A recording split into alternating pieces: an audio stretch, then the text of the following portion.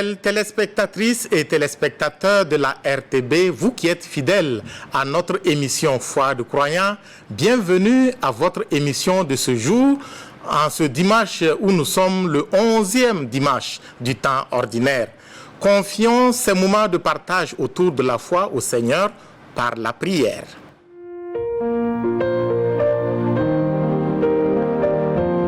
Au nom du Père et du Fils et du Saint-Esprit. Amen. Seigneur Jésus, Maître et Seigneur de la moisson, nous t'offrons aujourd'hui tout ce qui se prépare dans les maisons de formation, séminaristes, novices et élèves catéchistes. Aide chacun à dire son fiat comme Marie, afin de devenir de courageux ouvriers pour ta moisson. Nous te confions aussi les exorcistes qui, en ton nom, chassent les esprits mauvais. Bénis leur mission, fortifie leur foi et fais de leur service un signe éclatant de ta victoire. Amen. Au nom du Père et du Fils et du Saint-Esprit. Amen. Aujourd'hui, dans l'Évangile, Jésus observe les foules et l'évangéliste dit qu'elles étaient fatiguées, abattues comme des brebis sans berger. Ceci témoigne du poids que chacun d'entre nous peut porter dans son cœur. Nous sommes allés à la rencontre de l'abbé Éric Da qui nous exhorte à ce sujet. C'est un grand plaisir pour nous d'être avec vous pour notre numéro Foi de croyants d'aujourd'hui. Est-ce que vous pouvez annoncer pour les téléspectatrices et les téléspectateurs le thème sur lequel nous allons nous entretenir aujourd'hui? Aujourd'hui, nous allons nous entretenir sur le thème des blessures intérieures. Les blessures intérieures. Eh oui, les blessures intérieures. Est-ce qu'il y a quelque chose qui a motivé le choix de ce thème particulièrement? Oui, parce que dans notre démarche habituelle, lorsque nous parlons de paix et de cohésion sociale, oui, nous avons l'habitude de voir les grands ensembles. Parce que justement, vous êtes le responsable de la commission épiscopale Justice et Paix. Oui, depuis septembre 2025, les évêques m'ont demandé d'assumer la responsabilité de cette commission, la commission Justice et Paix. Mais ce n'est pas seulement cela qui a motivé le choix de ce thème. Non, ce n'est pas seulement cela, parce que bien avant, en étant responsable de la pastorale sociale dans mon diocèse, oui, nous avons eu à mettre en œuvre des actions de cohésion sociale et de paix. Oui. Et là, je me suis bien rendu compte que les grands ensembles étaient notre public cible. Oui. Et on rassemblait des gens pour qu'ils puissent vivre la cohésion. Mais après, on se rend compte qu'il y avait quand même certains qui retournaient et qui n'avaient pas la paix en eux-mêmes. Eh oui. Comment promouvoir la paix? Comment donner la paix si soi-même on ne l'a pas? En général, à quoi sont dues nos blessures intérieures? Les blessures intérieures, il faut le dire, ont plusieurs sources. Oui. Et là, c'est dans les relations avec les autres. Ça peut être également l'histoire personnelle de la vie de chacun, les événements vécus, les frustrations engendrées, les colères non assouvies. Beaucoup de choses provoquent des blessures que parfois nous ignorons et qui nous rattrapent dans le cours de notre vie. Est-ce qu'il y a quelques exemples justement de blessures intérieures que vous pouvez nous donner? Oui, chacun de nous, en regardant sa vie, oui, peut découvrir quand même des sentiments de rejet, des sentiments d'humiliation, des sentiments d'abandon. Et quand je cite cela, c'est à différents niveaux. Les sentiments d'humiliation, c'est parce que, par exemple, en public, quelqu'un qui vous humilie, et là, vous ressentez cela au fond de vous, vous n'arrivez pas à vous en défaire, et au jour le jour, ça fait une blessure. Les sentiments d'abandon, ce sont des situations, par exemple, d'échecs répétés, successifs, d'épreuves que nous traversons et nous pensons que cela est dû aux autres, ou même à Dieu parfois. C'est là encore, parfois on pense que Dieu nous a abandonnés. Et là, à ce moment, nous allons entretenir en nous un sentiment tel que il y a des blocages qui vont commencer à se manifester dans notre vie et nous en voulons aux autres, alors que nous sommes nous-mêmes la source de nos propres blocages. Alors, ces blessures intérieures, est-ce qu'on peut en guérir? Heureusement, oui. Ça, c'est une bonne nouvelle. Heureusement, oui, on peut en guérir, même si le processus est très long. Guérir des blessures intérieures, c'est une affaire de processus relationnel. En fait, les blessures intérieures provoquent en nous des nœuds, ou encore des cassures, des brisures. Et pour sortir de ces nœuds et de ces brisures, il faut rétablir la relation qui a été cassée.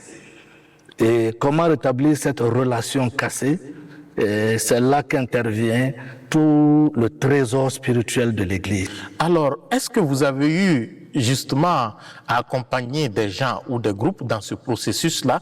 Et est-ce que vous avez des exemples concrets justement d'un cheminement, qui tente à aider les uns et les autres à sortir justement de leurs blessures internes et que vous pouvez partager avec nous? Oui, déjà, nous partons de la Bible. Les exemples sont légion dans la Bible de personnes qui ont vécu des blessures. Et ces blessures ont été quand même un chemin de salut. Et lorsque ces personnes ont accepté leurs blessures, l'exemple le plus patent que nous connaissons de la Bible, c'est l'histoire de Job. L'histoire de Job qui avait tout perdu. Qui a tout perdu et qui aurait pu perdre même la foi. Mais grâce à Dieu, il a su sortir de ses blessures pour devenir aujourd'hui un exemple de foi pour nous. On peut, à une autre échelle, voir l'histoire de Joseph, vendu par ses frères, et qui, par la grâce de Dieu, a réussi à se sortir de ce rejet familial qu'il aurait pu garder et entretenir, la rancune et chercher à se venger. Mais il a réussi par la grâce de Dieu à s'en sortir et est devenu aujourd'hui une porte de salut, même pour ses frères qui l'avaient vendu. Tout à fait. Et donc, tout près de nous, dans nos communautés, il y en a plein qui vivent ce genre de situation. Et j'ai en tête l'exemple de cette femme, dont je ne citerai pas l'origine, bien sûr, qui, pendant très longtemps, a connu plusieurs viols successifs de proches parents. Et toute jeune fille, elle a été confiée à un oncle où elle devait faire l'école, et là-bas, un cousin a abusé d'elle. Et bien sûr, ce sont des choses que l'on ne peut pas avouer, et ça fait qu'elle s'était renfermée. Et elle a quitté, elle est allée chez un autre oncle, et là encore, ça s'est répété. Et finalement, elle se demandait en elle-même quel genre de personne elle est, et si Dieu l'avait abandonnée. Et ce sont des choses qu'elle a vécues et qui ont créé en elle des nœuds, si bien que même après le mariage, elle avait de la difficulté à accepter son mari parce qu'elle le voyait comme un violeur. Et les hommes, pour elle, tous les hommes étaient des violeurs. Vous voyez jusqu'où peut aller une blessure tant qu'elle n'est pas suivie et guérie. Alors, lors du processus de l'accompagnement, quand elle a accepté que c'était vraiment cette blessure qui l'amenait à ne pas aimer son mari, à ne pas croire aux hommes, et surtout, la dernière étape, qu'elle accepte de pardonner à ses bourreaux. Donc, le pardon, il a fallu du temps pour qu'elle comprenne qu'on ne demande pas une réconciliation avec ses bourreaux. Là, le pardon, c'est accepter que le poison qui détruit son cœur, qu'elle puisse évacuer ce poison du moins. Et pour cela, mais il faut la grâce de Dieu. Et il faut prier et accepter que la grâce de Dieu nous donne la force de nous libérer de ce poison. Le pardon est d'abord une libération pour la victime avant d'être une récompense pour l'offenseur ou le bourreau. Et quand elle a accepté ce processus, elle-même, de son propre témoignage, elle a reconnu qu'elle était une nouvelle personne. Et qu'aujourd'hui, elle est prête à regarder ses bourreaux en face et à leur pardonner.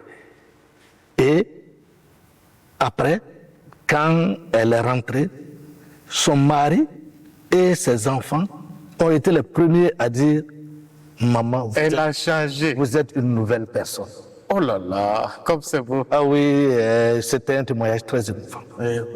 Bon, donc, nous n'aurons pas le temps de passer en revue tous les témoignages. Il y en a partout où nous sommes passés, de Bobo Dioulasso à Coupéla, en passant par Waiguya. Il y a eu des témoignages qui nous ont confortés et édifiés que ce processus que nous avons entamé est un processus qui est bien. Parce que la paix commence par l'individu. Et nul ne peut donner ce qu'il n'a pas. Si tu n'as pas la paix, tu ne peux pas la donner. Tout à fait. Et aujourd'hui, nous sommes tous appelés à être acteurs de paix. Tout à fait. Il faut que nous commencions à faire la paix en nous-mêmes pour pouvoir la proposer et donner aux autres. C'est ça, exactement. Avez-vous un mot de la fin, un conseil qui vous tient à cœur à donner aux gens, aux uns et aux autres, justement par rapport à cette recherche de la paix que nous avons tant besoin chez nous au Burkina Faso? Ce sera la même phrase que j'aime répéter lorsqu'on me demande de parler de paix. Oui. Nous avons l'habitude de dire « nous avons besoin de paix ». Mais j'ai dit « la paix a aussi besoin de nous ». Nous avons besoin de paix, c'est-à-dire que la paix, dans ma foi à moi, dans notre foi que nous partageons, la paix nous est donnée. Le Christ est notre paix. Il est déjà donné. La paix est donnée. Et cette paix, il faut que nous, en retour, nous l'acceptions et que nous la partagions. C'est cela, c'est pour cela que je dis que la paix a besoin de nous. La paix a besoin de cœurs préparés à l'accueillir. La paix a besoin d'hommes capables de la donner. Alors, pour que nous puissions être des acteurs de paix, faisons la paix d'abord en nous-mêmes. Acceptons que la grâce de Dieu touche nos cœurs. Ouvrons nos cœurs. Présentons nos blessures. Ne fermons pas les yeux sur nos blessures. Tous, autant que nous sommes, chacun a en lui des blessures cachées. Chacun a en lui des nœuds. Acceptons aujourd'hui d'ouvrir nos cœurs afin que la grâce de Dieu les touche et nous verrons le miracle de la paix s'accomplir. Et prions que la paix arrive dans nos cœurs, dans nos familles, dans notre pays et dans le monde entier. Merci mon Père. Je vous en prie. Et à la prochaine. À la prochaine. Et maintenant, retrouvons notre sœur Ange Tougouma pour découvrir ensemble son chef-d'œuvre d'aujourd'hui. Au premier plan de cette illustration de l'évangile de ce dimanche 14 juin 2026, nous apercevons un homme dans un champ de mil en train de récolter à l'aide d'une machette. À l'arrière-plan, nous pouvons voir que le champ s'étend à perte de vue. Au loin, un autre ouvrier, les mains sur les hanches, constate l'ampleur de la tâche.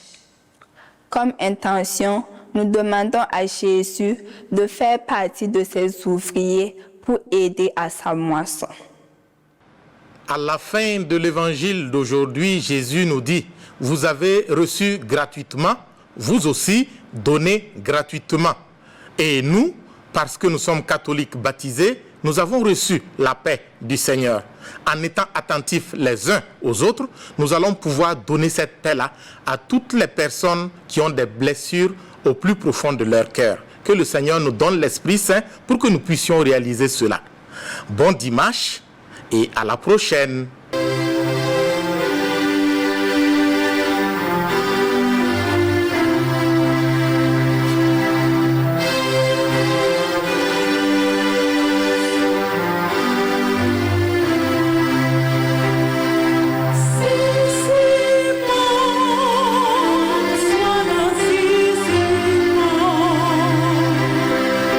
Si, si, mon, sois la